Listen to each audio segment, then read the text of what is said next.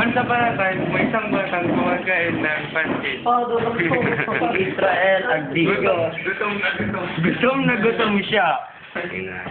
Kaya natigilan at nag-stop over dito sa kaunayan.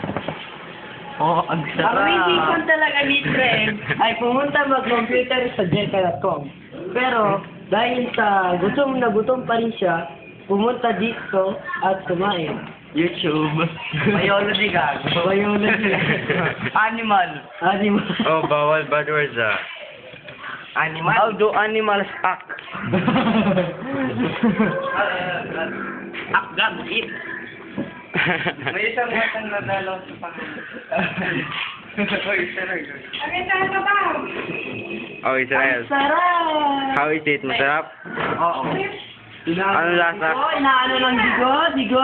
Ano lasa, bro? Say, inapol, pansit, mapanit. Lapanit, three. Next one. Black and white. Siya naman ang voice effect. Ako ang voice effect. Huwag kayong sisirin. Ang sarap.